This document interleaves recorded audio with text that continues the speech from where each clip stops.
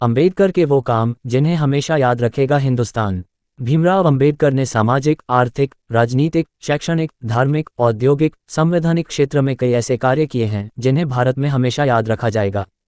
Bharat Ratna doctor Bhimrao Ambedkar ने अपने जीवन के 65 सालों में सामाजिक, आर्थिक, राजनीतिक, शैक्षणिक, धार्मिक, ऐतिहासिक, सांस्कृतिक, साहित्यिक, औद्योगिक, संवैधानिक आदि क्षेत्रों में अनगिनत कार्य करके राष्ट्र निर्माण में महत्वपूर्ण योगदान दिया। उन्होंने कई ऐसे काम किए जिन्हें आज भी हिंदुस्तान याद रखता है। अंबेडकर जयंती के अवसर पर जानते हैं कि उन्होंने राष्ट्र निर्माण में क्या क्या कार्य किए। सामाजिक एवं धार्मिक योगदान, मानवाधिकार जैसे दलितों एवं दलित आदिवासियों के मंदिर प्रवेश, पानी पीने, छुआछूत, जातिपाति, ऊंच नीच जैसी सामाजिक कुरीतियों को मिटाने के लिए कार्य किए।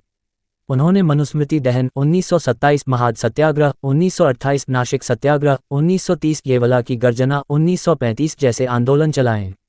बेजुबान, शोषित और अशिक्षित लोगों को जागरूक करने के लिए साल 1927 से 1956 के दौरान मूकनायक, बहिष्कृत भारत, समता, जनता और प्रबुद्ध भारत नामक 5 साप्ताहिक और पाक्षिक पत्र पत्रिकाओं का संपादन किया। उन्होंने छात्रावास, नाइट स्कूल, ग्रंथालयों और शैक्षणिक गतिविधियों के माध्यम से कमजोर वर्गों के छात्रों को अध्ययन करने और साथ ही आय अर्जित करने के लिए उनको सक्षम बनाया। सन 1945 में उन्होंने अपनी पीपुल्स एजुकेशन सोसाइटी के जरिए मुंबई में सिद्धार्थ महाविद्यालय तथा औरंगाबाद में मिलिंद महाविद्यालय की स्थापना की। हिंदू विधेयक संहिता के जरिए महिलाओं को तलाक, संपत्ति में उत्तराधिकार आदि का प्रावधान कर उसके कार्यान्वयन के लिए संघर्ष किया। आर्थिक, वित्तीय और प्रशासनिक योगदान, भारत में रिजर्व बैंक ऑफ इंडिया की स्थापना, डॉक्टर अंबेडकर की रचना, रुपये की समस्या, उसका उद्भव और प्रभाव, और भारतीय चलन व बैंकिंग का इतिहास, और हिल्टन यंग कमीशन के समक्ष उनकी साक्ष्य के आधार पर 1935 में हुई।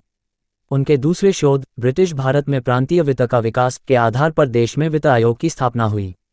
साल 1945 में उन्होंने देश के लिए जलनीति और औद्योगिकरण की आर्थिक नीतियां जैसे नदी नालों को जोड़ना, हीराकुंड बांध, दामोदर घाटी बांध, सोन नदी घाटी परियोजना, राष्ट्रीय जलमार्ग, केंद्रीय जल और विद्युत प्राधिकरण बनाने के मार्ग प्रशस्त किए।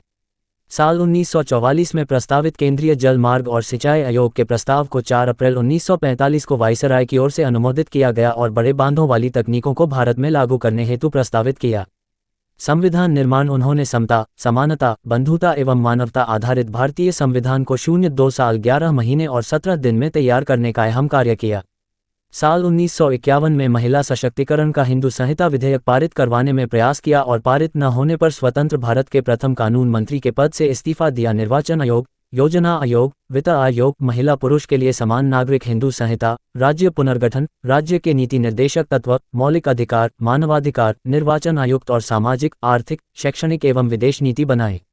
उन्होंने विधायिका, कार्यपालिका और न्यायपालिका में SC ST के लोगों की सहभागिता सुनिश्चित की।